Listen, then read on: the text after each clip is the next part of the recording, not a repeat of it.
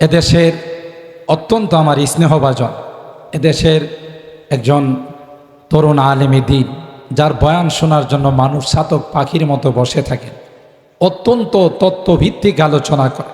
আল্লাহ তাআলা ওনার জেহেন জাকাওয়াত এত বেশি দিয়েছেন, আমি মাঝে মধ্যে অবাক হই যে এই মানুষটা এতগুলো হাদিস, আবার খণ্ড পৃষ্ঠা নাম্বার সহ মুখস্থ, এটা কিন্তু আসলে একটা আজীব কারবার, ঠিক কিনা বলেন?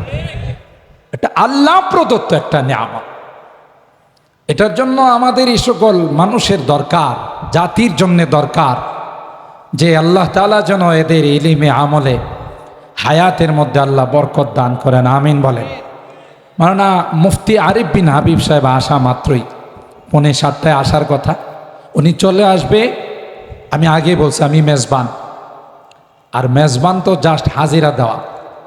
মুফতি আরিফ বিন হাবিব সাহেব আসা মাত্রই আমি আমার আলোচনা রীতি টানবো ইনশাআল্লাহ। সেদিকে লক্ষ্য করি আমি দুইখানা আয়াত তেলাওয়াত করেছি। একটা হলো ইনসাফ সম্পর্কে, আরেকটা হলো 21শে ফেব্রুয়ারি আমি কি তোমায় ভুলিতে পারি।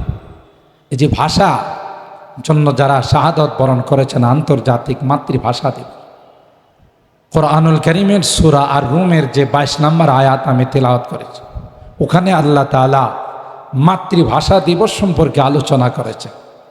কিন্তু আমরা যেভাবে মাতৃভাষা দিবস পালন করি, আল্লাহ এভাবে বলেন। আল্লাহ বলেন এটা আমার একটি অন্যতম কুদরতি নিদর্শন। অমিন আয়াতিহি খালকুস সামাওয়াতি ওয়াল আরদ, আসমান আর জমিনের সৃষ্টি, এটা আল্লাহর একটি কুদরতি নিদর্শন।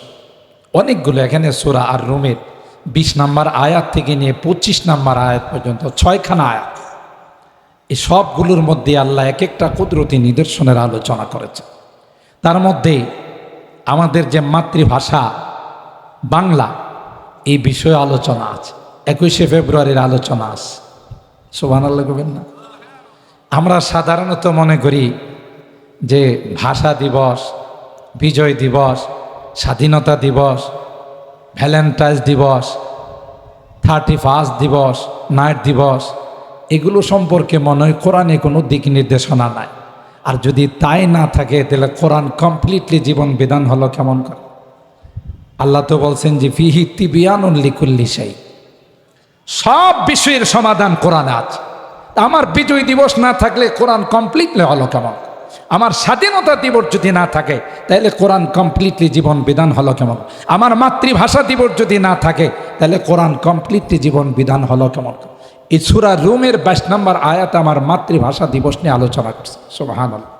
ওয়ামিন আয়াতিহি, যেহেতু বিস্তারিত আলোচনার সময় নাই, তর্জমাটা অন্তত পক্ষে বলি।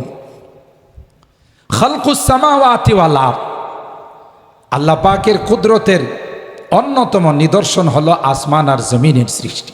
গোটা আসমান আল্লাহ বানাইছে। বলুন তো দেখি, আসমানের মধ্যে কোথাও কোনো পিলার আছে?